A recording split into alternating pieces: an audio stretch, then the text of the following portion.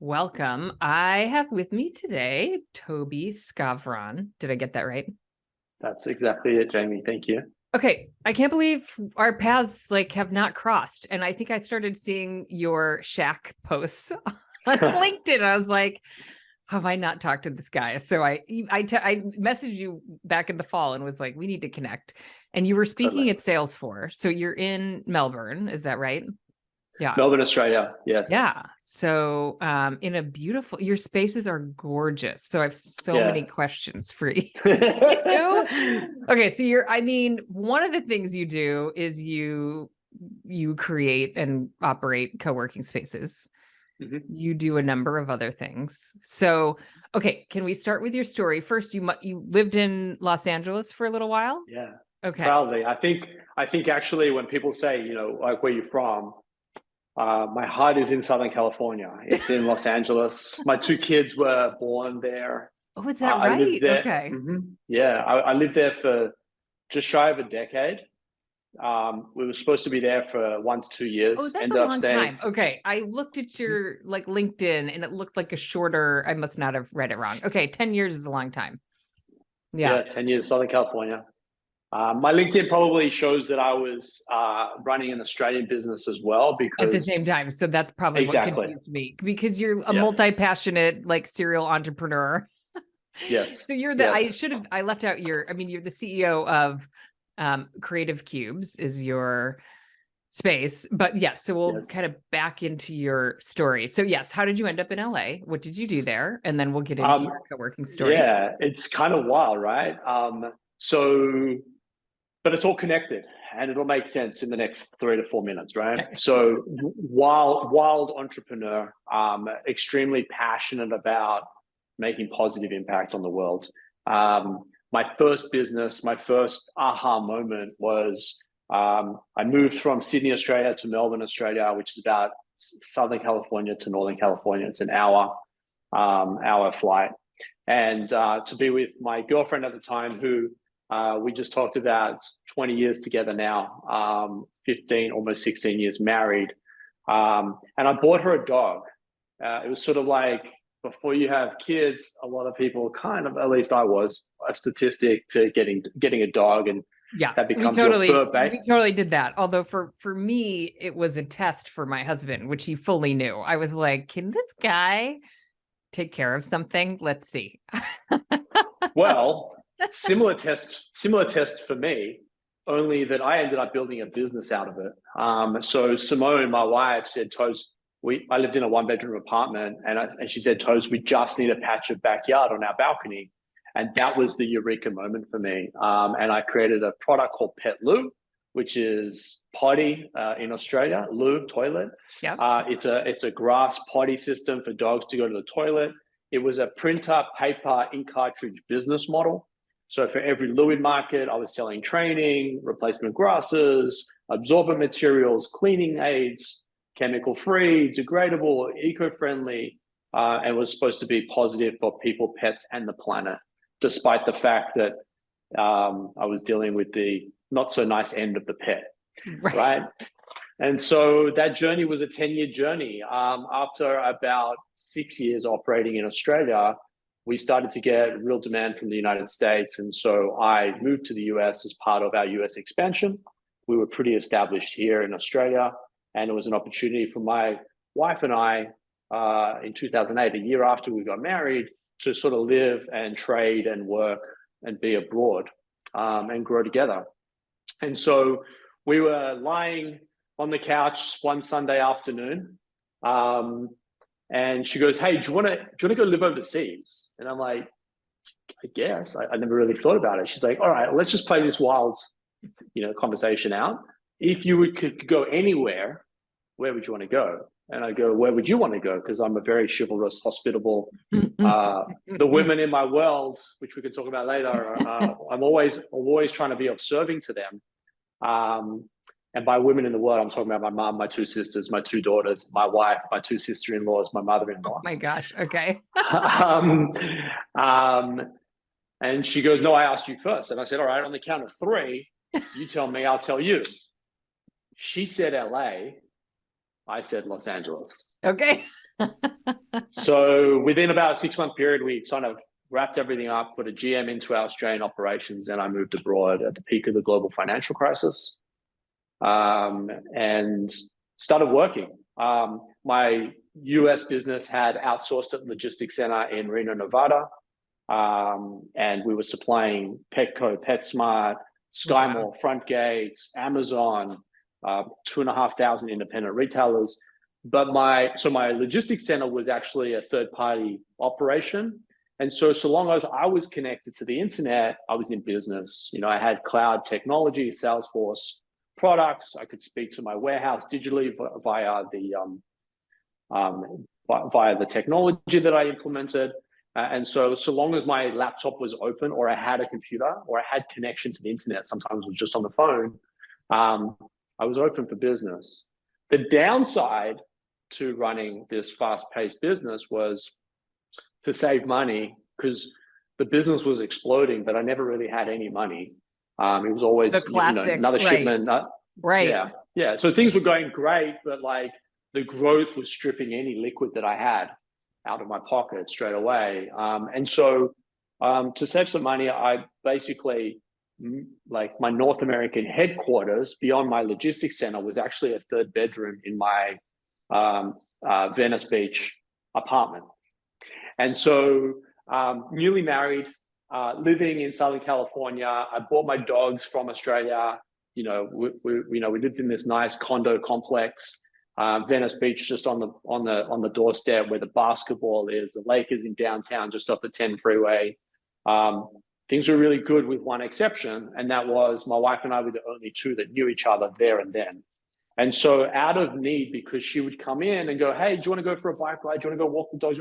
I'm like, "Darling, babe, I'm working. Like, yeah, I'm here, but I'm not here." Right. But don't see me. Right. Yeah. But like equally, she would wait all day for me to finish, because there was no one else. Like, she couldn't call her friends and her mum and her sisters and this and that and hang out, because it was just me and her. And she couldn't work because she was a spouse, and my visa enabled us, but her visa didn't. Oh, She was, interesting. Okay. Yeah. there was some logistical and political challenges there. So out of need, pure need to compartmentalize work and play, I found a 2-person private office in a co-working space in Santa Monica, which was a couple miles up the street. There used to be the old Google headquarters of Los Angeles. They moved out, and they moved to Venice. Some guy took it over, converted it into a co-working space. Travis Kalanick founded Uber. Like, he had Uber overflow in that space. We had Snapchat employees renting some space periodically. There's some incredibly talented people. And as an entrepreneur, I found my tribe. As an entrepreneur, I've got a beautiful wife with beautiful dogs. We're living in Southern California. Life is great. But these guys I connect with on a whole different level from an entrepreneurship perspective. And so indirectly, that part of my life came alive. And I fell in love with community. I fell in love with being surrounded by like-minded, go-get-em people. You were the perfect co-working space member. Yeah, it was exhilarating. That space and the community. Exactly. Yeah. Exactly. And so fast forward. And that was early, because 2007, I think Jerome Chang, I don't think that was a Blank Spaces, but Jerome, he opened Jerome, right around then? Not far. So I was on 6th in Arizona, and Jerome, I think, was on 2nd Street, because he was right near 3rd Street Prom. Yeah. I went to, it was a place called Rock, Real Office Centers. They had a bunch of, they had a bunch of, around anymore, but I remember them. Yep. Yeah, I don't think so. But yeah, so I was part of Rock from its inception. I stayed there for a bunch of years. I think a lot of the success that I had at Petlu was directly attributed to being around that community, and being inspired and motivated. I successfully exited my business in 2012, started another business, which was off the back of what Travis was doing with Uber. I started an on-demand dog walking business called Zingy, which got acquired by Rover.com out of Seattle very quickly. And it was time for us to come home. My 2-year stint was now at a decade. And my kids, you have 2 children, right? yeah, I wanted my kids to be around their grandparents while their grandparents were still here. And their aunts and cousins and sisters and this and that. And so I moved home, and so my wife's like, "Tobes, what are you going to do to support our growing family?" And I was like, "I want to do my own version of rock. I want to call it." And it took me a little while. It didn't happen in a minute. I was actually festering this for many years before I actually left Los Angeles. And I did day passes in Jerome Spaces, and I did cross campus and rock. And I never actually went to WeWork because WeWork wasn't a thing when I first started out. WeWork kind of came a lot later. Yeah. In fact, there was a mass exodus from rock to WeWork when they opened. But I never genuinely, not to shit on anyone, I never really understood or valued the WeWork product. WeWork were very New York, which were tight spaces, whereas rock was like really open. And I felt like I was in business class versus coach. Just as a comparison, not to again. I think WeWork is fantastic for our sector. And it's so interesting. I mean, I tell people this all the time. It's like, if you live in a studio in Manhattan, then having your own 36 square foot office outside of the home is luxurious. So correct. Market and makes product sense. Market fit, right? But for you, that wasn't what you wanted. For me, so for me, it actually took me back to my Petlu days, which is, hey, what's working in Australia has to work in the US. And then you get to the US and you're like, no. The price point's different, the volume's different, the supply chain logistics is different. We speak English, but we actually just speak 2 different languages, right? And so there's this level of interpretation. I think what for WeWork, the relevance there is they took what worked in New York, they slammed it into every major city. But when it comes to Southern California, people really like spaces, and it hasn't worked that well here in Australia either, because the product is not localized. It worked in New York. We're great in New York. We're the biggest landlord in New York. Let's go do this. Yeah, I mean, it's a challenge of scale, right? And localizing scale like that, and obviously their history of an infusion of cash that needed to be spent quickly. So, Anyway, back to that brought me full circle, where it's kind of like, hey, I don't think I would have had half the success that I did have unless I would have gone into rock. And how can I help people out here in my spaces and places achieve, their own success and help them be their own GOAT. Michael Jordan's a huge inspiration for me as a kid. Be your own GOAT. Don't just look up to Michael Jordan as the GOAT, right? So that led me back to Australia. We currently have 5 locations, around 150,000 square feet of space across those 5 locations. They're big operations. We've got another 5 locations sort of in the works. 2 of them are under construction at the moment. Okay. 3 are in deep conversation. And really, for me, it's not about trying to be the biggest guy on the planet. It's actually about where can I add value and impact to local communities and people that help them get to their own rock star level, right? And so long as we, as an organization, can continue to deliver at a high value and a high clip in terms of deliverables, we'll continue to expand. But the day that we are fraying and we're not what we were when we first started, and we kind of morph into something different, then I'm cool with just kind of staying at that level. I'm not trying to flip. I'm just trying to be here. I'm trying to be in the moment. I'm trying to help, play my role, build community. And also then, like, we've got a bunch of different business units. So when you say, Jamie, like, Toby, you're involved in a whole bunch of things, they actually all tie back to the same purpose. I've got Orange Theory franchises. So I've got a bunch of those. And they're vertically integrated into Creative Cubes. So not in this building, although just on the other side here, there is some vacancy coming up that I may look to capitalize on. But, other buildings, we've got Orange Theory on the ground floor, and then you come upstairs and you're into Creative Cubes. Then when you're in Creative Cubes, we have a cafe brand that we founded and run called Timber and Greens, where you can get, high quality food, local produce. There's a whole bunch of things around that enable you to continue to do your best work, right?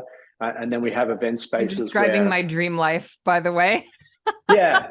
Well, I'll just add the cherry on top. We have event spaces which get booked out like all day, every day. Sometimes we have 3 events in a day.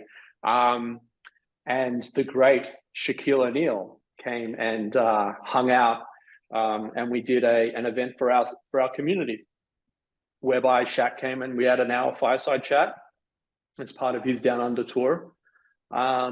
And we've got Allen Iverson coming next, and there's a guy that I spoke to the other day, Harry Styles.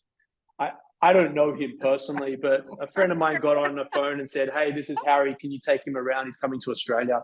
Seriously. So, like, wait, how does this happen? How do you get Shaq in your co-working space? I mean, people have great speakers, but I'm thinking you've set a whole new bar. Yeah, sort of. Actually, it's all about fundamentals. And the number one value for me, actually my top 3 values, number 1 is relationships. Number 2 is relationships. Number 3 is relationships. And so I honor those relationships wherever I can. And that serves me. And then in turn, I get to serve community. So Shaquille was an investor in a friend of mine's company. They had an amazing, successful exit. I asked for an intro. I didn't get the intro. I just got Shaq's phone number and email address and said, "Go at it yourself. Do it yourself." Yeah. Good luck. Get a response. Yeah. And I hit. I hit. Like he responded to my cold message, and it was many years in the making because COVID got in the way. But interesting. Okay. It was exhilarating, and Shaquille, in front of the whole community, declared that we're going to go do some stuff together. Creative Cubes he wants to invest into, and I'm yet to actually circle with him on that conversation. Because I mean, it's top of mind. It'd be amazing to do that, but equally, we've got so much going on right now that it could be a distraction at the same time. And I think he's got a lot going on as well. So while he may be listening to this, I'd love to have that conversation. I might text and message him later, but the reality is, we've both got a lot going on. So we'll see what happens in the future. Okay, and just a little bit of a squirrel, but what were you doing at Salesforce, and how do you get an invite to speak at Salesforce? So, or Dreamforce. Creative Cubes is at Salesforce. Yeah, it was Dreamforce San Francisco. It was an exhilarating 4 days. Not my first Dreamforce, but the first Dreamforce that I was privileged enough to be a keynote speaker and a guest speaker for. How did I get there? Salesforce is, for us, we're in the business of enabling the future of work. I think a lot of the stuff that we do a lot of the stuff that we can do is enabled by cloud tech, and not being fixed to a premises where my offices, I mean, this may not make sense to anyone that's millennial or older, but back in the day, if you wanted to be on the internet, you had to go to a company and be on a server, and then the BlackBerry came out and you had to get authenticated. And now you just have your username and password to these secure cloud products, and away you go. And so for us, Jamie, like Creative Cubes, I want the best or nothing at all times. I want my members to experience amazing. I want my members, I'm not sure if you can see that, but that says happiness at work. We have a division here called the happiness team, that is all about that on-site concierge. Mm-hmm. And so when it came to, all right, how do we want to build and what do we want to build on? Salesforce was just a global leader. And so I was a previous customer of theirs. I basically went to Salesforce and built my business. They loved what we were doing and how we were doing it. Then in turn built relationships with our account manager, who introduced us to key marketing and senior executives. Salesforce are huge in the enterprise space. They're not very big in the startup and scale up, but most of my customer base here are, we actually have 4 different types of customers: startups, scale ups, small, medium enterprise, and then we have large enterprise, right? And sort of like large enterprise and SME or SMB, make about 80% of our community here. And so Salesforce are like, hey, we love what you're about. We, Toby being Toby, I've got a bit of a following. They enabled us as an organization to become a trailblazer. And part of trailblazing is they get to share the Creative Cube story to their customers to demonstrate what their products do. Yeah. To enable what their customers are doing with their products to enable success, right? And then I think, again, come back to those relationships, holding them in high regard. I'm never here to serve myself. My success will be a byproduct of enabling everybody else. And so Salesforce and the crew at Salesforce, there's so many of them. They come to me with opportunities. I serve them to the best of my ability. And then there's just this infinite loop of perpetual growth and opportunity that comes off of that. But I'm there because I don't believe that I could do what I'm doing without their technology and services. Yeah. And I speak with authenticity and genuineness about how that has been transformative for all of my members. We've got about nearly 5,000 members here at Creative Cubes. And all of the wow moments that we get and all of the 5-star reviews, even the 4-star reviews, all of that is enabled from understanding who our customer is. And Salesforce have got so many amazing tools and pieces of technology that when you dissect and lean in, like we do, enables us to build amazing products and services, which then gives us this flywheel effect for new locations and people lining up to become members here at Creative Cubes. So I'm curious about, I don't want to spend time talking about how painful COVID was. I'm sure it was, but so I'm curious about, what is business like now? And this ecosystem that you've built, was that just kind of a natural approach for you, given how you wanted to serve? Because it feels very just on what people want today, right? And you have it already, the food and bev, the hospitality. So yeah, I'd love to have you just kind of talk about that approach. Yeah. So from the outset, the DNA is I'm an entrepreneur. I'm trying to be at the tip of the spear from an early adoption perspective. I was very early into the Apple gear. When Dropbox came out, I was there. Then G Suite, I came off and went to G Suite off exist. I'm right there in terms of technology. I'm an EV driver. Largely, I've been an EV driver for nearly 3 years, and there's mass adoption of that now. I just knew in my heart that the world is going to get to where I'm already at, right? In terms of the way people work.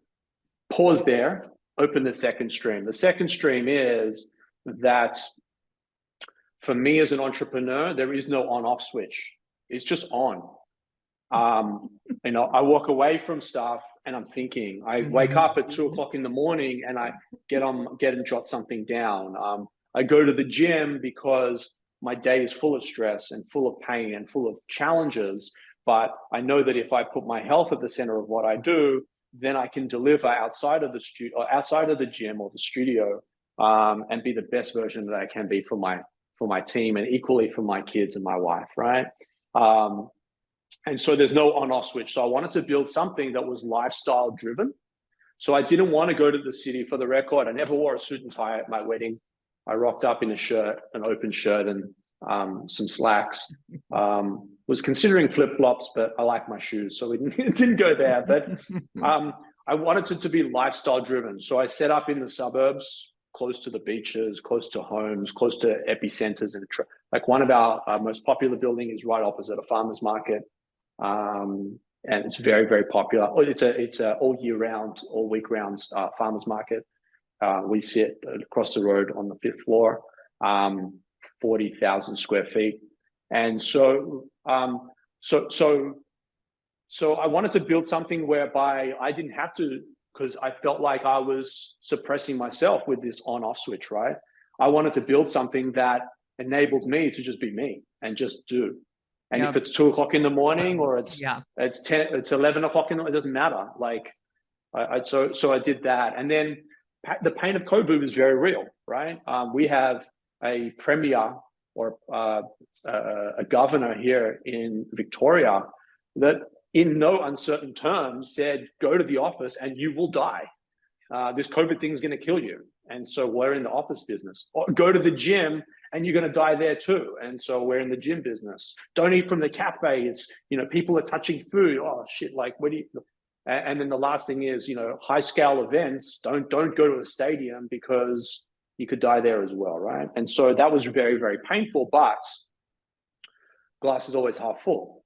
So while it was very scary in the very early days, what I stayed true to was one of my major investors, Jeff Harris, who founded Flight Center, Boost Juice, he's an incredible guy. Used to call me at like 7 a.m. on a Sunday morning, right?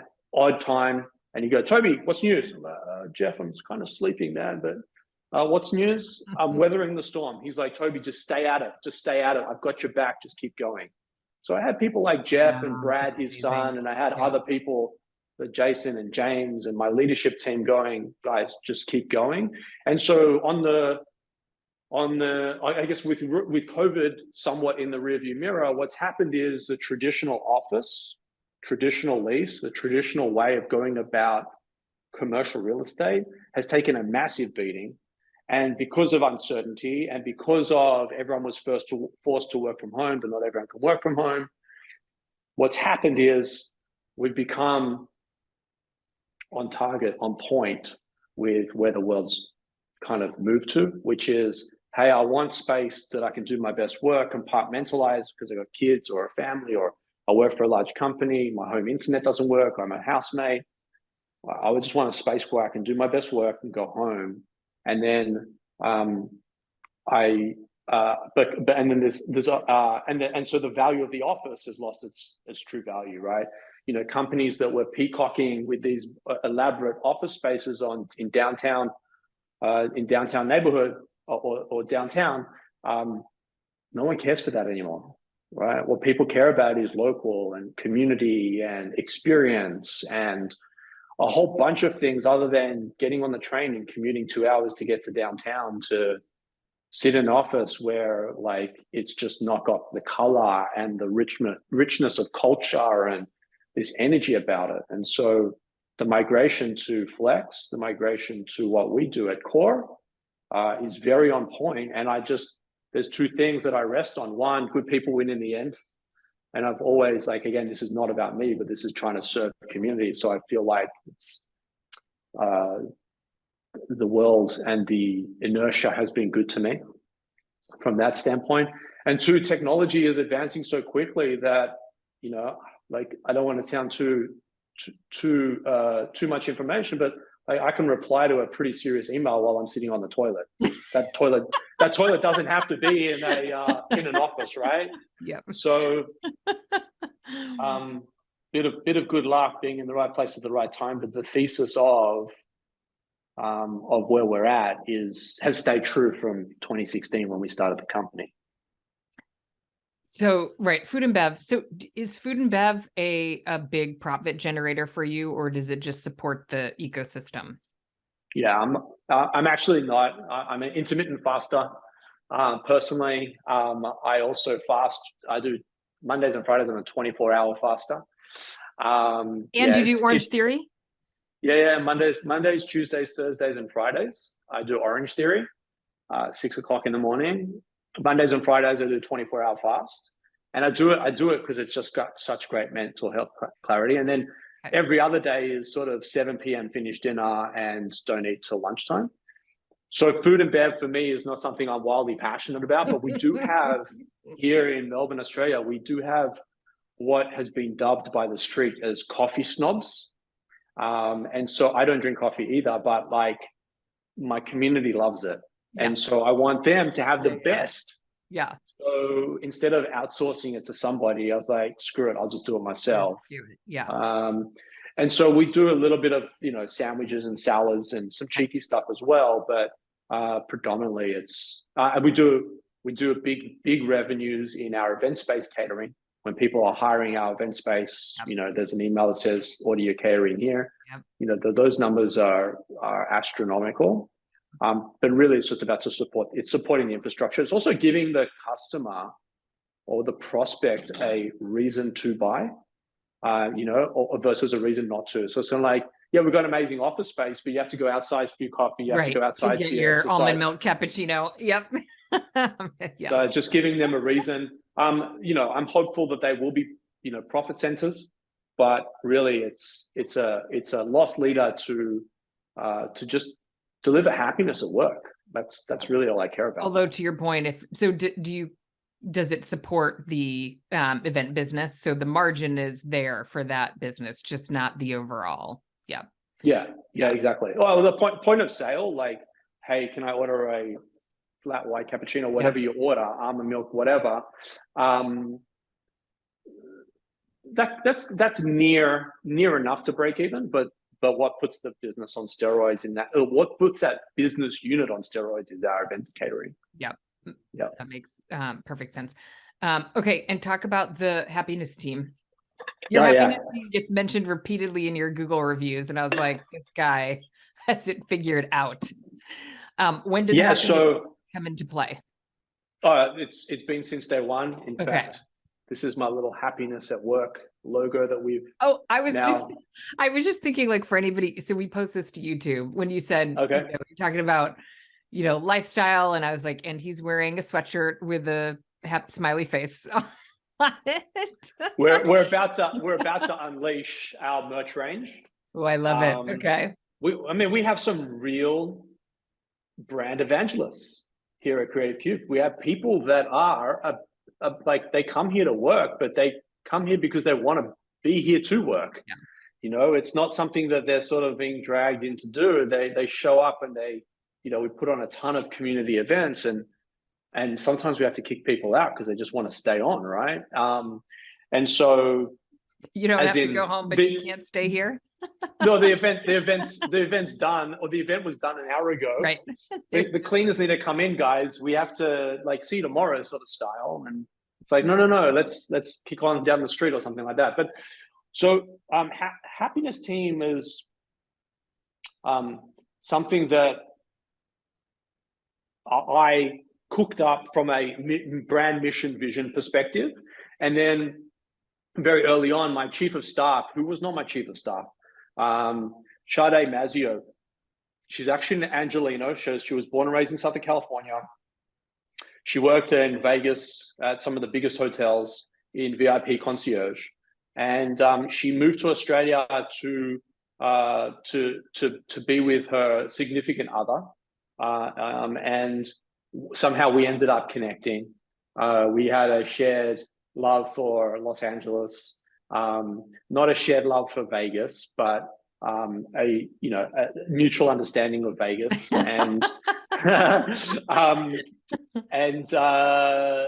we got together and we literally cooked up the brand promise together on my kitchen table, and we came straight out of the gates building version 1.0 of the product with the happiness team.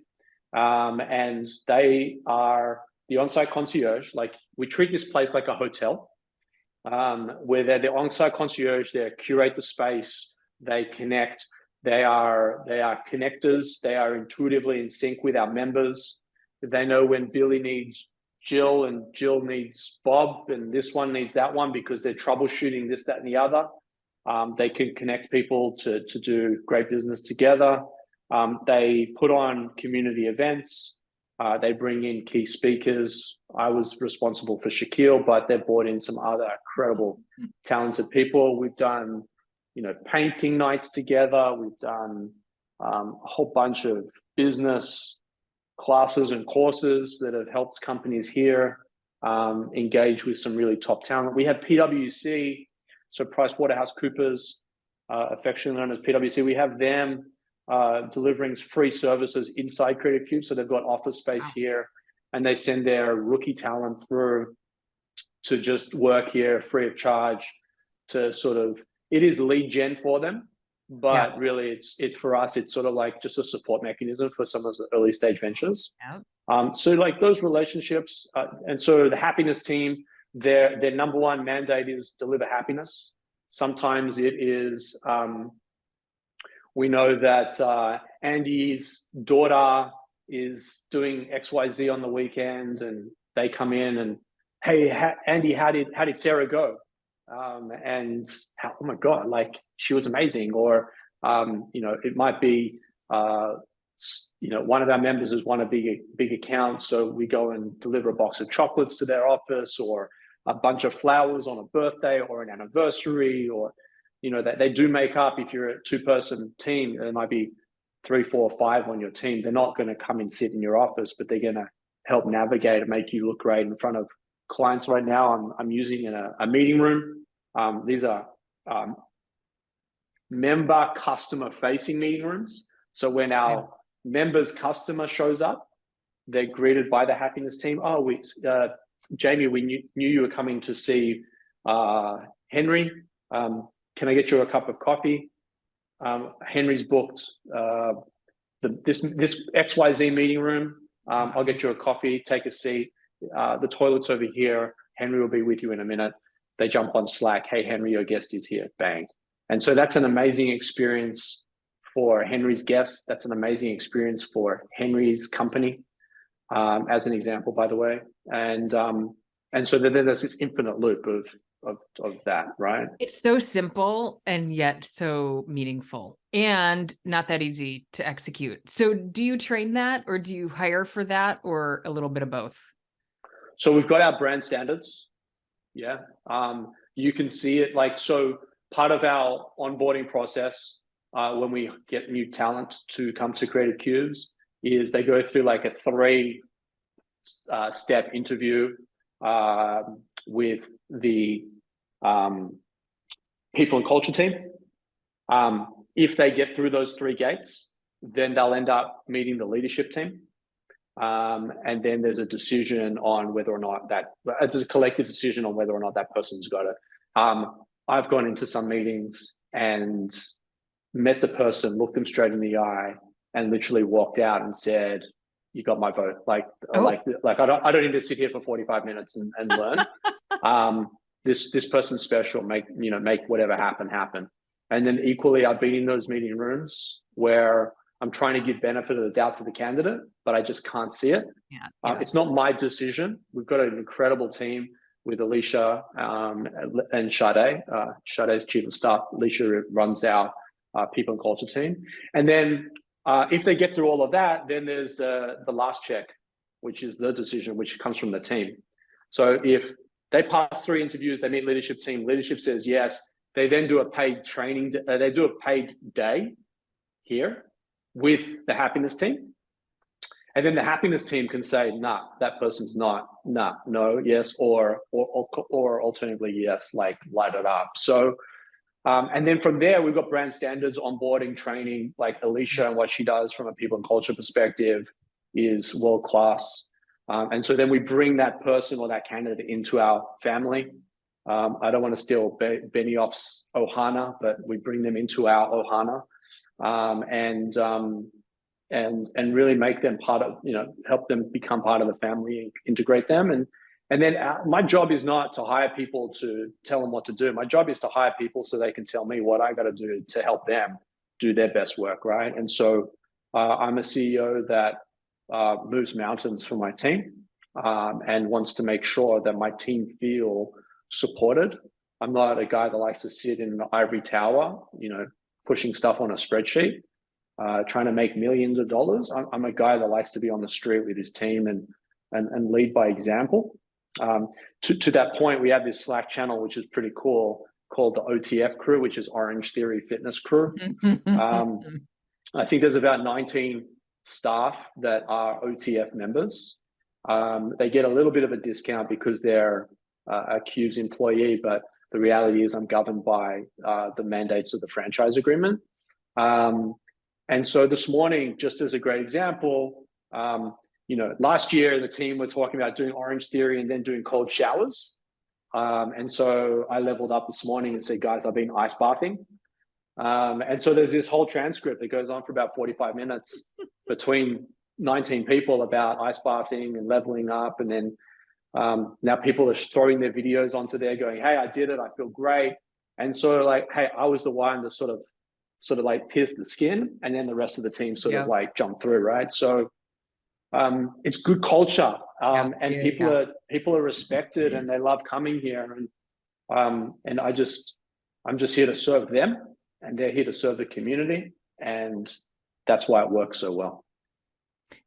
So it seems to me the other upside to what you've created is that maybe it's not super easy, but you're attracting people who are sort of, you know, also want to serve. And so they want to be a part of what you're creating versus having to like sort of bribe people to come work for you in a physical location. No, exactly. Like there's no shortage of opportunities for us to hire. Which is great because it's challenging out there, right? In some parts we've come through COVID, but now we're looking at recessions and depressions and this and that. Like it's not fun. There's darkness out there as well, right? So it's not me. It's really not me. It's the happiness team. They are here enjoying their body of work. Yeah. They are kicking goals, and the community recognizes that and writes the reviews about them, not about me. I'm just a guy that leads, and I take that very seriously.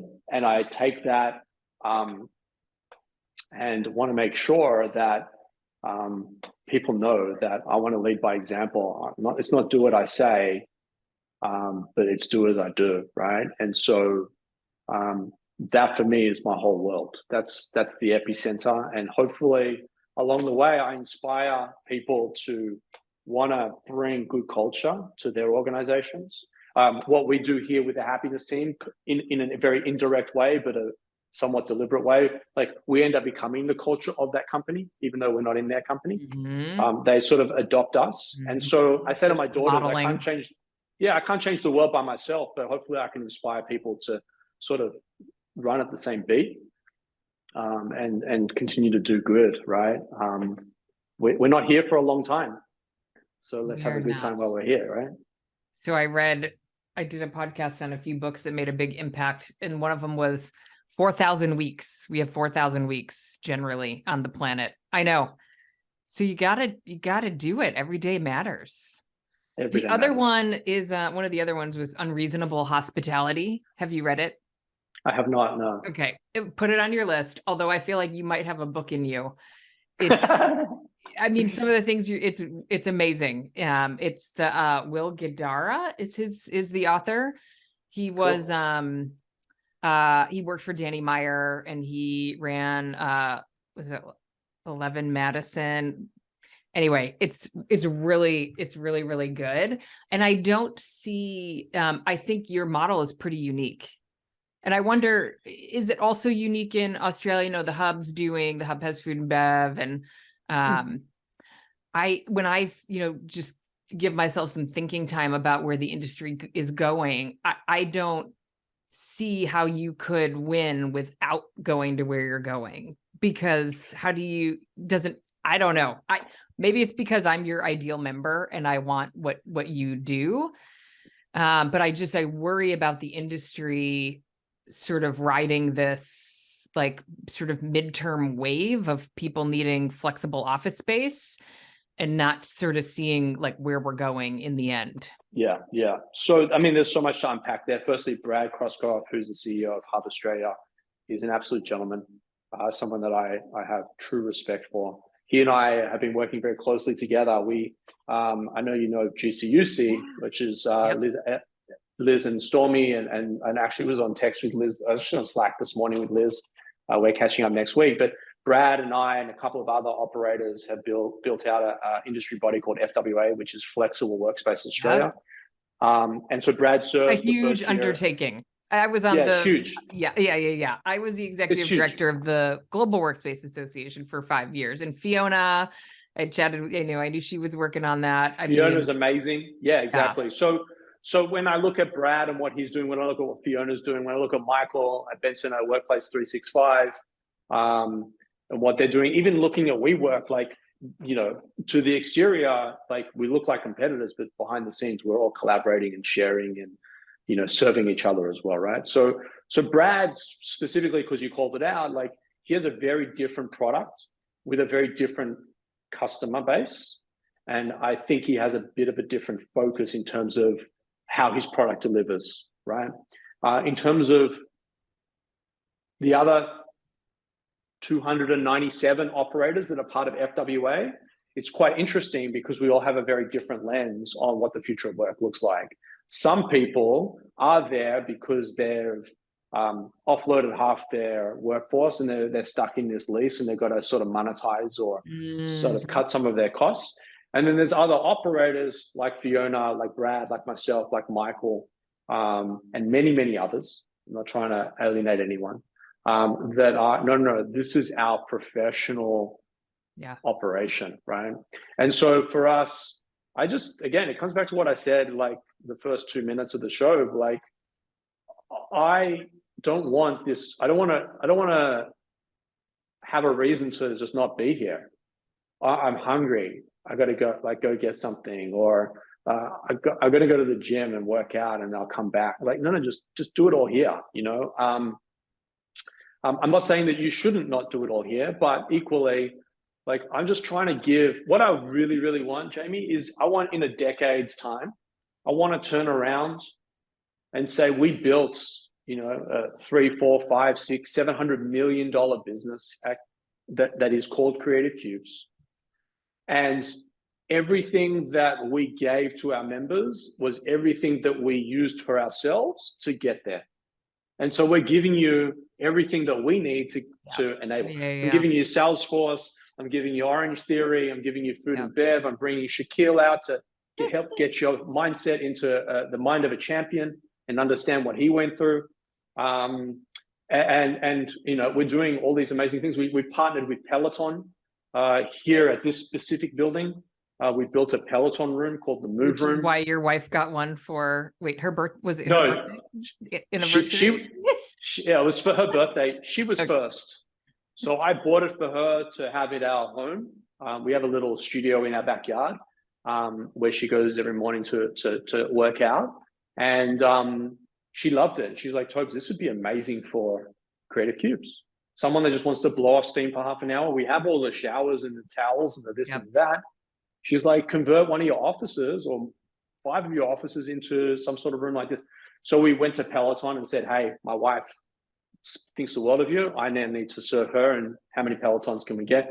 And then we actually ended up in this building as well, getting Lululemon. So Lululemon Australia and New Zealand are headquartered out of Creative Cubes Collingwood, which is where I'm dialing in from today.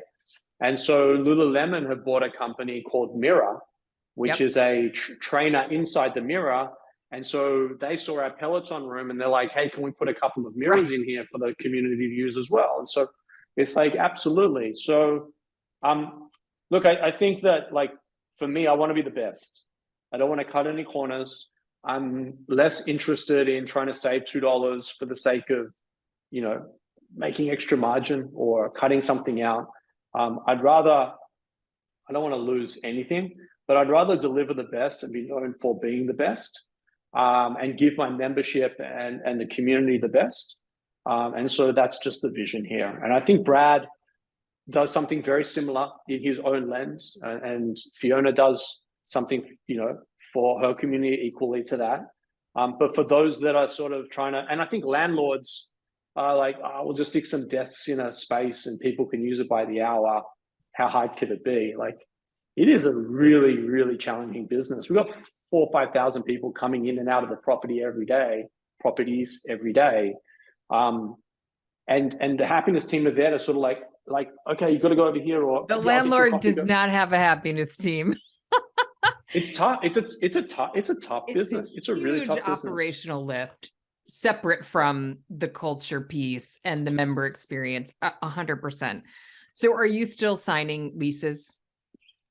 Versus so very interestingly, I mean, we've got some stuff in the pipe that was committed to, which are traditional leases. There's a couple of things on that, Jamie, like management agreements are something that we don't really entertain. We don't entertain them because like we're just going to give half of our hard work away to someone where I could just pay them what they want and I can just be the master of my domain and future. But we do have some partnerships coming up. So, we're opening Sydney later this year, which is our first jump out of our current state and over the border. And we partnered with the city of Sydney, which is literally like city of San Francisco. We partnered with the city. Maybe that's what San Francisco needs. I don't know what San Francisco needs to get out of this. It's coming. It's coming. But it's coming because like let me take you on the journey here. Okay. We partnered with the city of Sydney to deliver a green tech, climate tech, green energy workspace in place for companies that have a green mandate or ESG as part of who they are, a part of their identity, or they're working on stuff to try and improve. Coincidentally, the space that we partnered with them on is inside Salesforce Tower. Pure coincidence. So we've got 4 floors out of like an 84-story building. Salesforce know that we're in the tower. Salesforce know who we are. They understand our mission and vision in partnership with the city of Sydney. It overlooks the Harbour Bridge and the Opera House. Any, poster card photo you've seen of Sydney, that's exactly where we're going to be. And the crew here at Salesforce are like, hey, if you can get this right in Sydney, maybe we roll you to all Salesforce towers across the planet, right? So it's a huge undertaking. Hopefully that then solves San Francisco, at least being one of those. There's a tower here that could use right? Now, I'm not sure whether or not that comes to fruition, but so we are interested in those sorts of partnerships where, there's a rent incentive and there's a whole bunch of things. I'm not actually signing any lease. Yep. If I don't get the demand that we think, then, there's a whole bunch of recourses on the, like there's a whole bunch of stuff, but like those sorts of partnerships I'm interested in. If the landlord wants to come to me and say, hey, let's go 50-50 on a JV, I need to understand what they're going to bring to the partnership beyond the property.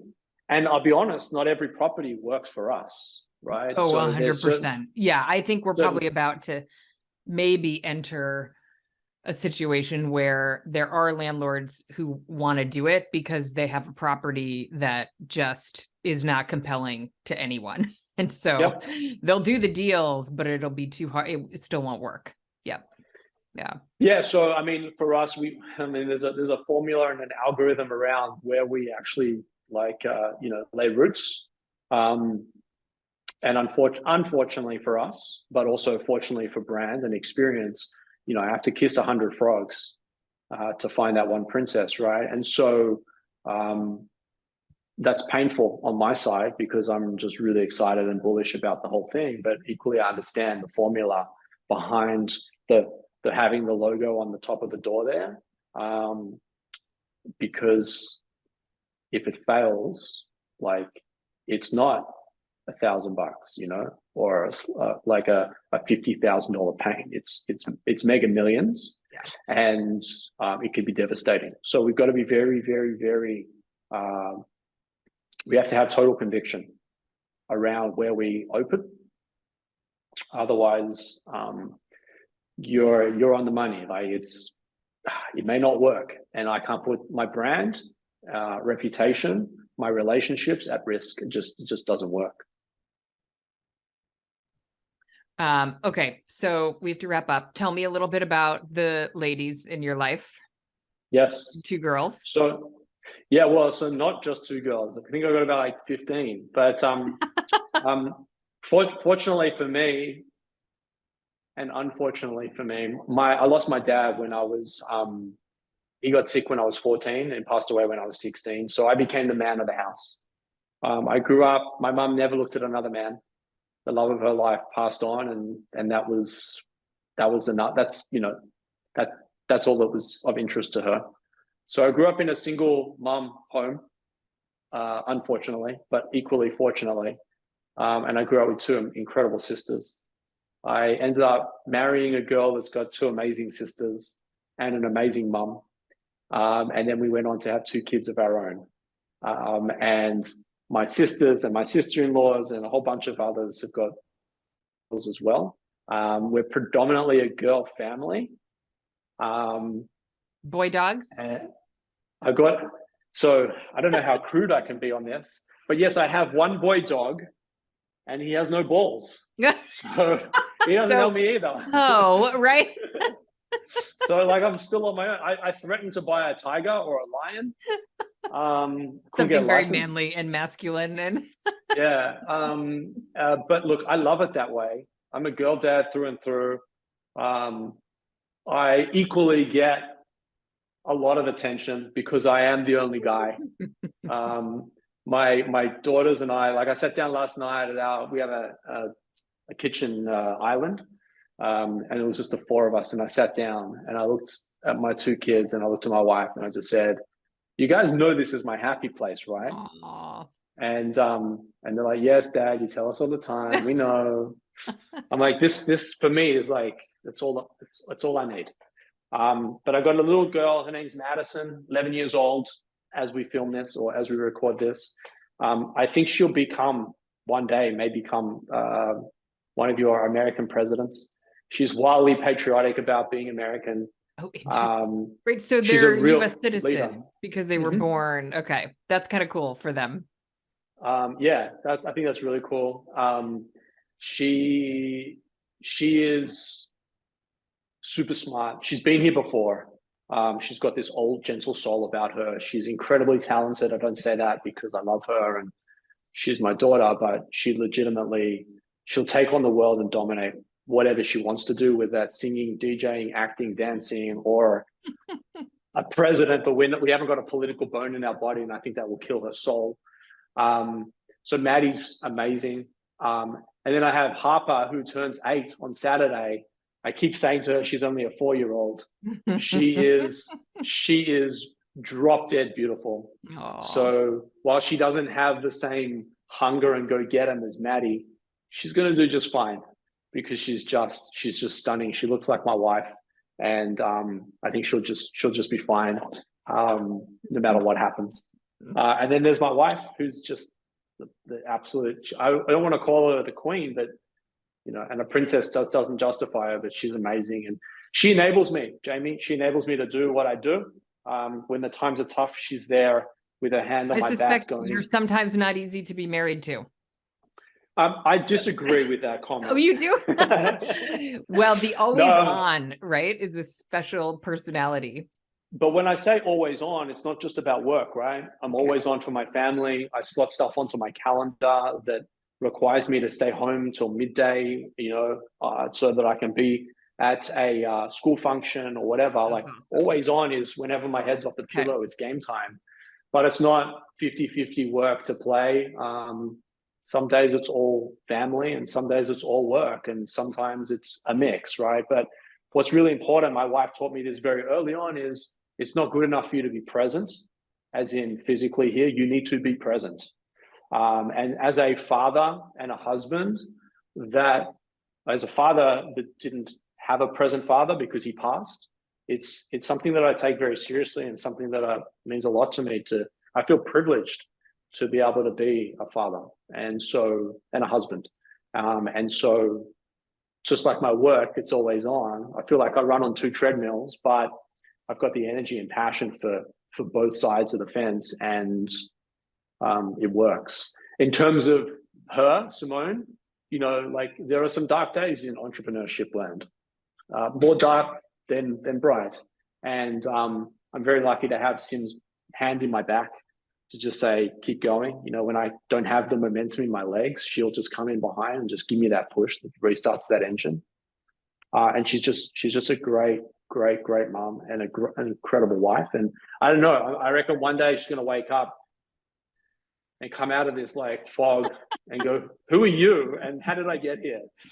But until that happens, I feel very lucky to have her. Life is good. It's challenging, but I wouldn't want to. I'm not asking for easy. I'm asking for possible. I love it. Well, I feel privileged that I got some of your time today.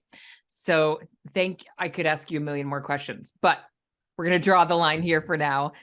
Sure. Thank you for sharing your story. It was lovely to meet you and get to know a little bit about your business and about you personally.